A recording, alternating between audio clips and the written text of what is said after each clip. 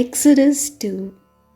Now a man from the house of Levi went and married a Levite woman. The woman conceived and bore a son, and when she saw that he was a fine baby, she hid him 3 months. When she could hide him no longer, she got a papyrus basket for him and plastered it with bitumen and pitch. She put the child in it and placed it among the reeds on the bank of the river. His sister stood at a distance to see what would happen to him. The daughter of Pharaoh came down to bathe at the river while her attendants walked beside the river. She saw the basket among the reeds and sent her maid to bring it. When she opened it, she saw the child.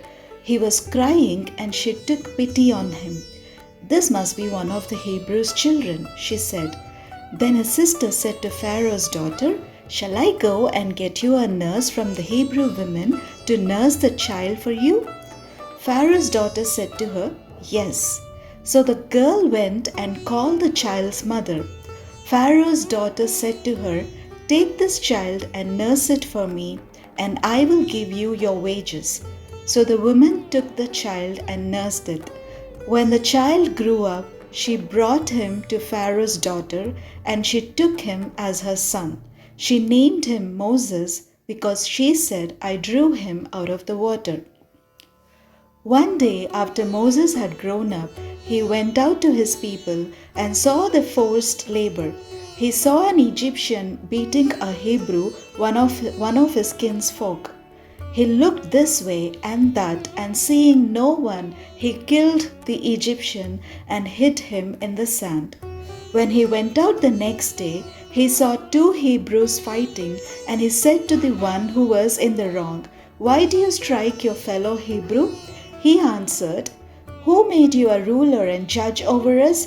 Do you mean to kill me as you killed the Egyptian?" Then Moses was afraid and thought, "Surely the thing is known." When Pharaoh heard of it, he sought to kill Moses. But Moses fled from Pharaoh. He settled in the land of Midian and sat down by a well. The priest of Midian had 7 daughters. They came to draw water and fill the troughs to water their father's flock. But some shepherds came and drove them away. Moses got up and came to the defense and watered their flock. When they returned to their father Reuel, he said, "How is it that you have come back so soon today?" They said, "An Egyptian helped us against the shepherds. He even drew water for us and watered the flock." He said to his daughters, "Where is he? Why did you leave the man? Invite him to break bread."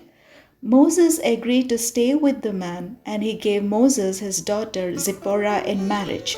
She bore a son, and he named him Gershom, for he said, "I have been an alien residing in a foreign land." After a long time, the king of Egypt died. The Israelites groaned under their slavery and cried out. Out of the slavery, their cry for help rose up to God. God heard their groaning, and God remembered his covenant with Abraham, Isaac, and Jacob. God looked upon the Israelites, and God took notice of them. Exodus 3. Moses was keeping the flock of his father-in-law Jethro, the priest of Midian. He led his flock beyond the wilderness and came to Horeb, the mountain of God. There the angel of the Lord appeared to him in a flame of fire out of a bush. He looked, and the bush was blazing, yet it was not consumed. Then Moses said, "I must turn aside and look at this great sight, and see why the bush is not burned up." When the Lord saw that he had turned aside to see, God called to him out of the bush, "Moses, Moses." And he said, "Here I am." Then he said, "Come no closer. Remove the sandals from your feet, for the place on which you are standing is holy ground."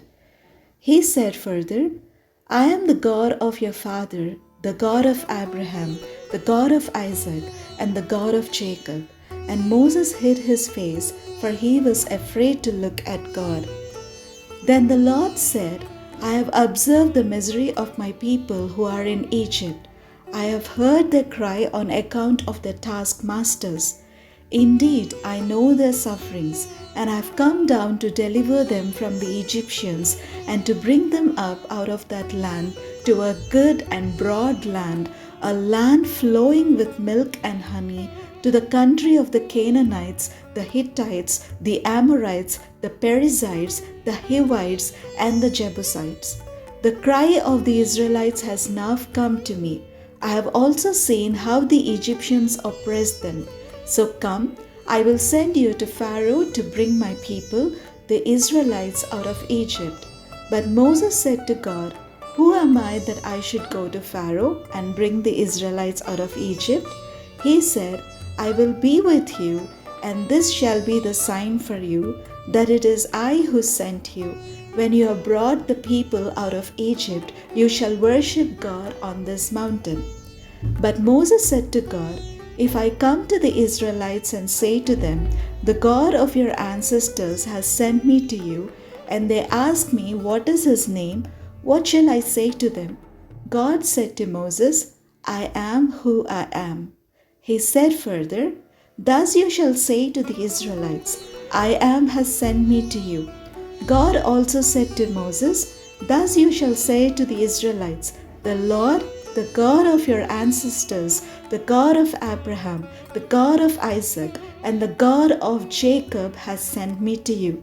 This is my name forever, and this my title for all generations.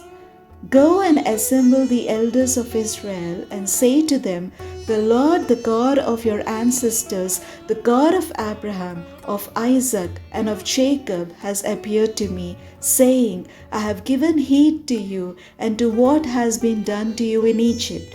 I declare that I will bring you up out of the misery of Egypt to the land of the Canaanites, the Hittites, the Amorites, the Perizzites, the Hivites, and the Jebusites, a land flowing with milk and honey. They will listen to your voice, and you and the elders of Israel shall go to the king of Egypt and say to him, The Lord, the God of the Hebrews, has met with us. Let us now go a 3 days' journey into the wilderness, so that we may sacrifice to the Lord our God.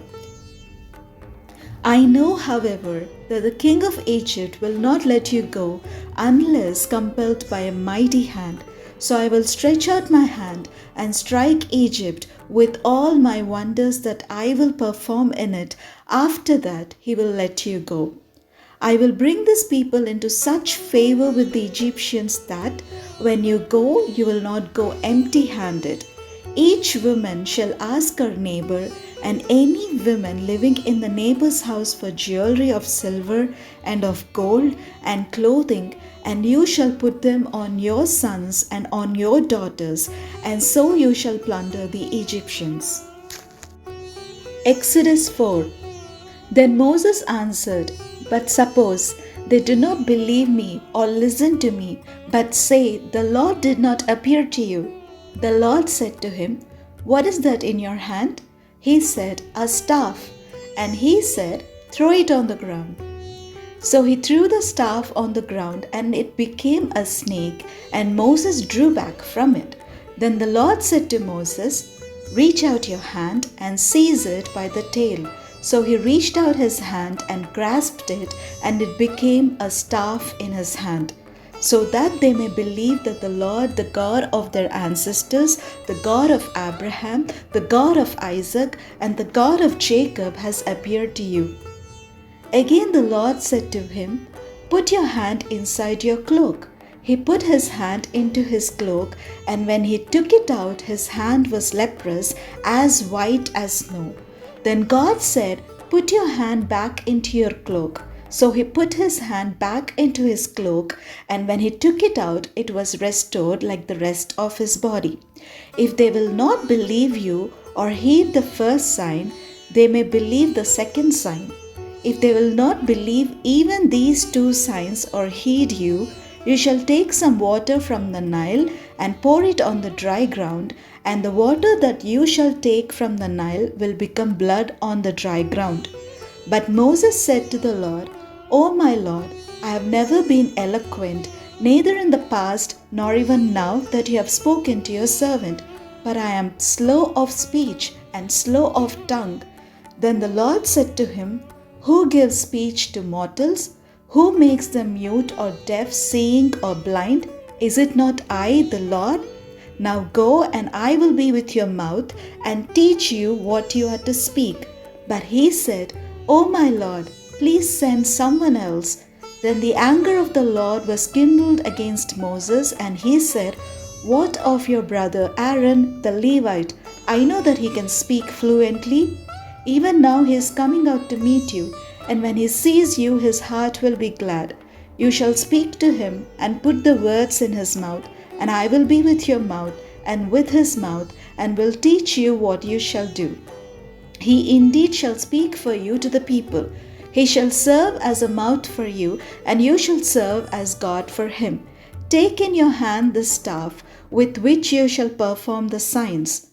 Moses went back to his father-in-law Jethro and said to him, Please let me go back to my kindred in Egypt and see whether they are still living. And Jethro said to Moses, Go in peace. The Lord said to Moses in Midian, Go back to Egypt, for all those who were seeking your life are dead. So Moses took his wife and his sons, put them on a donkey, and went back to the land of Egypt. And Moses carried the staff of God in his hand. And the Lord said to Moses, When you go back to Egypt, see that you perform before Pharaoh all the wonders that I have put in your power, but I will harden his heart so that he will not let the people go. Then you shall say to Pharaoh, Thus says the Lord, Israel is my firstborn son. I said to you, Let my son go that he may worship me, but you refused to let him go. Now I will kill your firstborn son. On the way at a place where they spent the night, the Lord met him and tried to kill him. But Zipporah took a flint and cut off her son's foreskin and touched Moses' feet with it, and said, Truly you are a bridegroom of blood to me.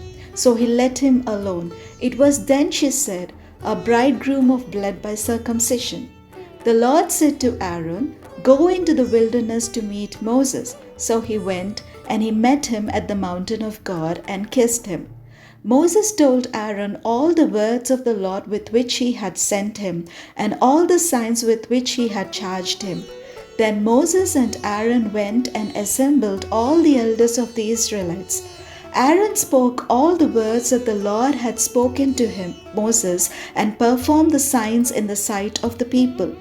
The people believed, and when they heard that the Lord had given heed to the Israelites and that he had seen their misery, they bowed down and worshipped.